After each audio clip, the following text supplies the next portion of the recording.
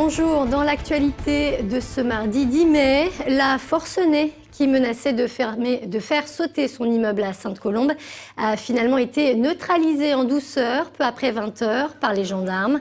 On vous en parlait dès hier soir, cette mère de famille de 45 ans, visiblement en état d'ébriété, s'était retranchée dans son appartement, munie de 2 armes à feu et refusant de se rendre durant près de 9 heures. Une trentaine de personnes ont dû être évacuées. On ne connaît pas encore les raisons exactes de son geste.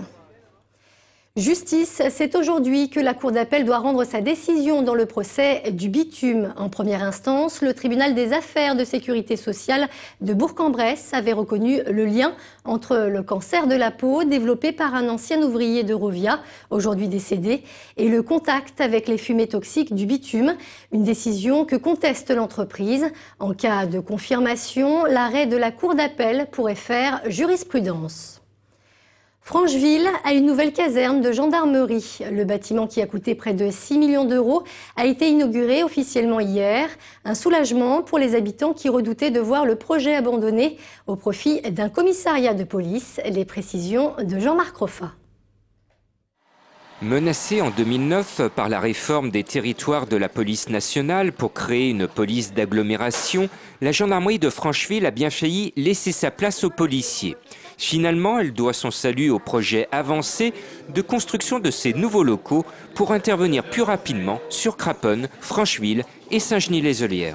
Mais c'est vrai qu'il a fallu que la population, que l'ensemble des élus, quelle que soit leur couleur politique, se mettent d'accord pour essayer de faire renoncer à l'État cette réforme des polices d'agglomération qui englobait la ville de Francheville. L'État a donc fait marche arrière pour finalement inaugurer ce lundi cette gendarmerie intercommunale en présence du garde des Sceaux. Que dès lors qu'il y avait une brigade neuve à Saint-Genis, une brigade neuve à Érigny, une brigade neuve à Tassa, une brigade qui se construisait à Francheville, le gouvernement, qui est un gouvernement intelligent et ouvert, n'avait pas supprimé 4 brigades qu'il venait lui-même de faire. Quand je ferme une gendarmerie pour y mettre la police, la population est contre. À l'inverse, quand on ferme la police pour y mettre la gendarmerie, la population est contre.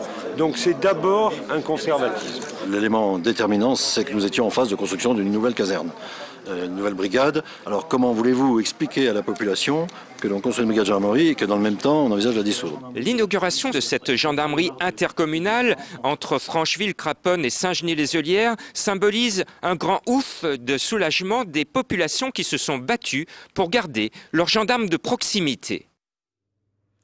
En football, à peine auront-ils eu le temps de fêter leur victoire face à Marseille que les joueurs de l'OL ont déjà retrouvé le chemin de l'entraînement. Demain, les Lyonnais affrontent en effet Auxerre à la Baie-des-Champs pour le compte de la 35e journée de championnat. Les enjeux de cette rencontre avec Émilie Deschamps.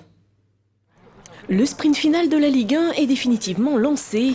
3e avec 2 points d'avance sur Paris, les Lyonnais se déplacent demain soir à Auxerre avec l'ambition de conserver leur place sur le podium et pourquoi pas rejoindre Marseille qui ne compte désormais que 3 points de plus que l'OL. On n'est pas à l'abri par rapport à Paris, on est à l'affût par rapport à Marseille. Donc voilà, c'est un championnat qui va être serré, qui va être passionnant, j'irai jusqu'au bout. Lors des 4 dernières rencontres de la saison, l'OL se déplacera par 3 fois à Auxerre, donc puis Brest et Monaco et recevra Caen. 4 équipes qui se suivent dans le dernier quart du classement de la 13e à la 16e place, mais qui restent toutes sur 3 matchs sans défaite. Quand on regarde le classement, justement, on voit que ces matchs-là sont hyper difficiles à jouer. Ce sont des équipes qui ont besoin de points, qui cravachent, qui vont rien lâcher. Il n'y a pas un match qui va être facile sur les 4 derniers matchs. Pour ce déplacement à Auxerre, l'OL enregistre le retour de Bastos et Sissoko suspendus face à Marseille. Mechelström et Diakhaté le seront à leur tour demain soir. Surtout, Lyon jouera sans Lisandro. L'Argentin, victime a priori d'un claquage contre l'OM, passera des examens dans la journée. Licha pourrait voir sa saison terminée, une nouvelle qui inquiète le coach. Surtout dans les dispositions où il est en ce moment. Donc, encore une fois, on sait l'importance de Licha. Quand il est bien, il amène tout le monde derrière lui. Demain soir à Auxerre, l'OL n'aura encore une fois pas le droit à l'erreur pour assurer au moins sa place en Ligue des Champions. Coup d'envoi à 19 h.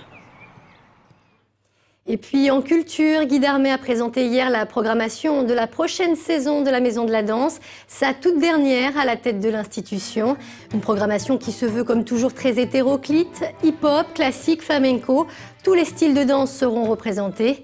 Une saison que Guy Darmé a imaginée comme un feu d'artifice avant de passer le flambeau à Dominique Hervieux.